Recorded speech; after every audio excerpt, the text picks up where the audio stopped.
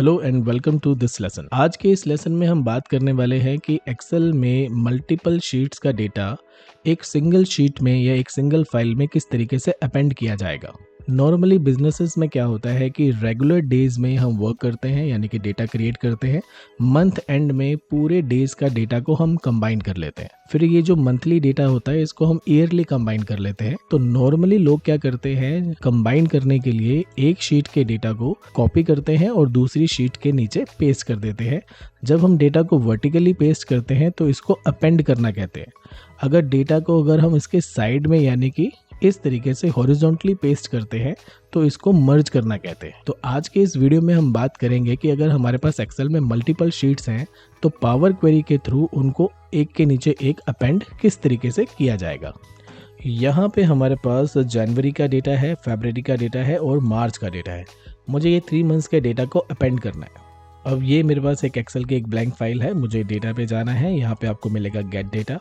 अभी मैं माइक्रोसॉफ्ट 365 को यूज़ कर रहा हूँ तो यहाँ पे ये गेट डेटा का ऑप्शन आ रहा है। अगर आप किसी पुराने वर्जन पे काम कर रहे हैं तो यहाँ पे हो सकता है कि आपको गेट डेटा नहीं मिलेगा। तो इसी सेक्शन में कहीं ना कहीं आपको न्यू क्वेरी का बटन मिलेगा, वहाँ से भी आप इस चीज़ को एक्सेस कर सकते हो। तो मुझे अभी गेट डेटा पे जाना है, फ्रॉम फाइल पे जाना है। यहाँ पे आपको मिलेगा एक्सेल वर्कबुक। उसके बाद आपको अपनी फाइल का पाथ बताना है। जैसे मैंने यहाँ पे अपनी फाइल को सिलेक्ट कर लिया है, PQL1। ठीक है, तो जैसे मैंने इसको किया वो यहाँ पे फाइल को पावर क्वेरी एडिटर में ओपन करेगा। अब नेविगेटर आ गया है और मुझे बताया जा रहा है कि जो फाइल से मैं डेटा को लाने की कोशिश कर रहा हूँ वहाँ पे 4 शीट्स हैं। टेबल भी हो सकते थे, शीट्स भी हो सकती थी। तो फिलहाल मुझे यहाँ पे 4 शीट है, लेकिन मेरे को इंट्रो वाला शीट का डेटा नहीं चाहिए। तो मैं यहाँ पे मल्टीपल आइटम्स पे चेक करूँगा और यहाँ पे जैन, फेब एंड मार्च के डेटा पे क्लिक करके बस ये 3 शीट का डेटा लेकर आऊँगा। यहाँ पे हमारे पास एक ऑप्शन है लोड एंड ट्रांसफॉर्म।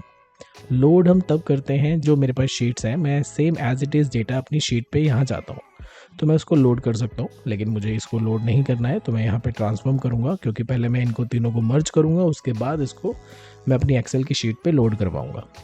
तो उसके लिए आप ट्रांसफॉर्म डेटा पे क्लिक करोगे। उसके बाद हमारे पास यहाँ पे पावर क्वेरी एडिटर ओपन हो जाएगा। आपकी यहाँ पे 3 क्वेरीज आ गई हैं, यहाँ पे आपका डेटा आ गया है। अब आपको क्या करना है, होम टैब के अंदर आपको यहाँ पे एक ऑप्शन मिलेगा अपेंड क्वेरीज का।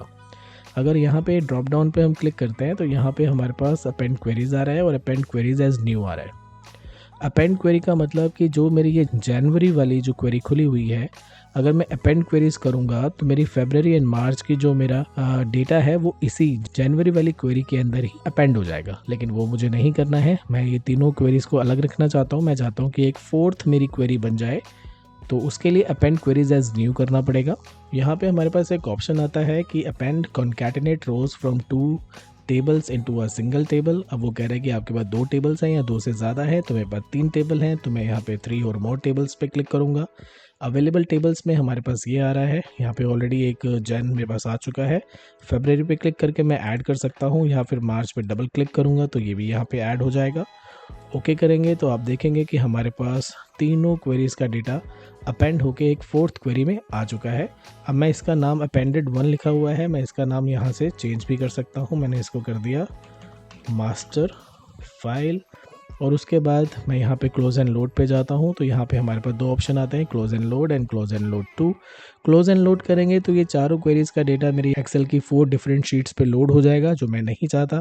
मैं चाहता हूँ कि सिर्फ ये जो हमारी मास्टर फाइल है इसका डेटा ही लोड होके मेरी एक्सेल शीट पे आए। तो फिलहाल के लिए मुझे यहाँ पे क्लोज एंड लोड 2 करना है, ओनली क्रिएट कनेक्शन करना है, जिससे मेरे पास चारों क्वेरीज का कनेक्शन यहाँ पे शो करेगा। उसके बाद ये मास्टर वाली शीट पे राइट क्लिक करके अगर मैं इसको लोड 2 करा के टेबल पे क्लिक करके ओके कर दूंगा तो मेरे पास यहाँ पे वो तीनों क्वेरीज का डेटा अपेंड होकर आ जाएगा। आई थिंक आपको ये पॉइंट अब एकदम क्लियर हो गया है। तो इस वीडियो में इतना ही। अब मैं मिलूंगा आपको नेक्स्ट वीडियो में। Till the time keep learning and keep sharing. Bye, take care.